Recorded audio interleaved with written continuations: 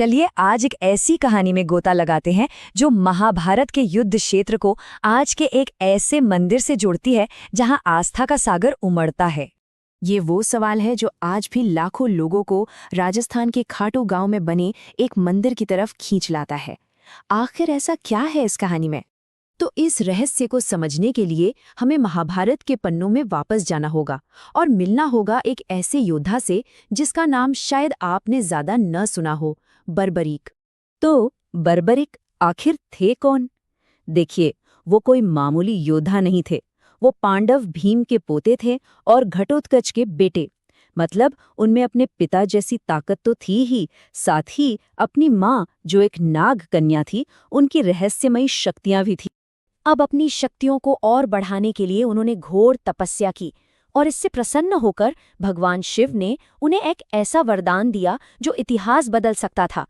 3 ऐसे बाण जो किसी भी जंग को बस एक पल में खत्म कर सकते थे। अब ये बाण काम कैसे करते थे, ये भी बड़ा दिलचस्प है।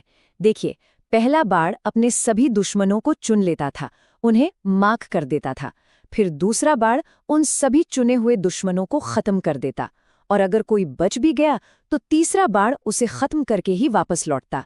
मतलब कोई बच ही नहीं सकता था। लेकिन इतनी जबरदस्त शक्ति के साथ एक वचन जुड़ा था, और यही वचन एक बहुत बड़ी दुविधा की वजह बन गया।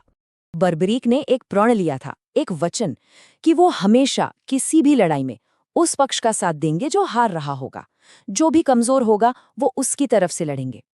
अब महाभारत का युद्ध तो धर्म की स्थापना के लिए हो रहा था, और भगवान कृष्ण जो इस पूरी रणनीति के सूत्रधार थे, वो फौरन समझ गए कि बर्बरीक का ये वचन कितनी बड़ी मुसीबत खड़ी कर सकता है।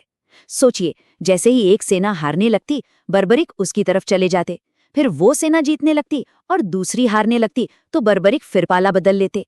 ये सिलसिला तो कभी खत्म ही नहीं होता, युद्ध अनंत काल तक चलता रहता।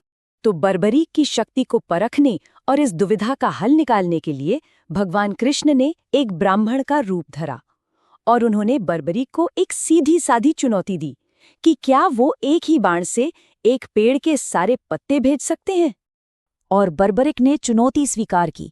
उनका बाण निकला और पेड़ के एक एक पत्ते को भेदता चला गया। कमाल तो तब हुआ जब बाण भगवान कृष्ण के पैर के पास आकर रुक गया।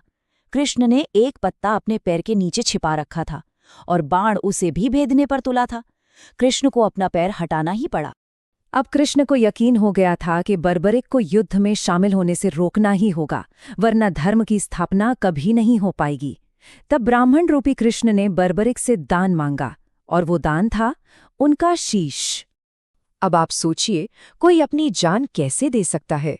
लेकिन बर्बरीक एक सच्चे क्षत्रिय थे और दान का महत्व जानते थे। उन्होंने एक पल भी नहीं सोचा और अपना शीश दान में देने के लिए तैयार हो गए।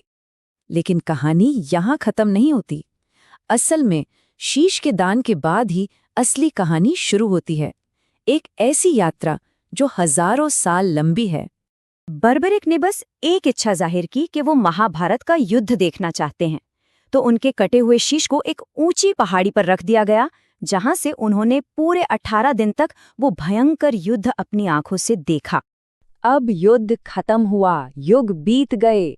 सदियों तक बर्बरीक का वो शीश राजस्थान की धरती में कहीं दबा रहा, एक रहस्य की तरह। फिर 11वीं सदी में एक चमत्कार हुआ और खाटू गांव में वो शीश फिर से प्रकट हुआ, और तब जाकर 1836 में वो भव्य मंदिर बना जो आज हम देखते हैं। तो ये शीश मिला कैसे? कहानी ये है कि एक गाय रोज एक खास जगह पर जाकर खड़ी हो जाती थी और उसके थनों से अपने आप दूध बहने लगता था। जब गांव वालों ने उस जगह को खोदा तो उन्हें बर्बरीक का शीश मिला, और बस उस शीश के मिलने के बाद से ही खाटू आस्था और चमत्कारों का एक बहुत बड़ा केंद्र बन गया। आज भी लोग दूर दूर से अपनी परेशानियां लेकर यहाँ आते हैं। जैसे कि वहाँ का श्याम कुंड। ये एक पवित्र तालाब है जो ठीक उसी जगह के पास है जहाँ शीश मिला था। कहते हैं इसमें नहाने से सारे पाप धुल जाते हैं। और सबसे हैरान करने वाली बात, ये आज तक कभी सूखा नहीं है और किसी को नहीं पता कि इसमें पानी आता कहाँ से है। एक और बहुत मशहूर कहानी है मुगल बादशाह औरंगजेब के समय की, जब उसकी सेना इस मंदिर को तोड़ने के लिए आई थी। कहा जाता है कि जैसे ही सैनिकों ने मंदिर के पास एक शिवलिंग पर अपने भालों से हमला किया, उस पत्थर से खून की धारें बहने लगी। ये देखकर पूरी सेना डर के मारे वहां से भाग खड़ी हुई।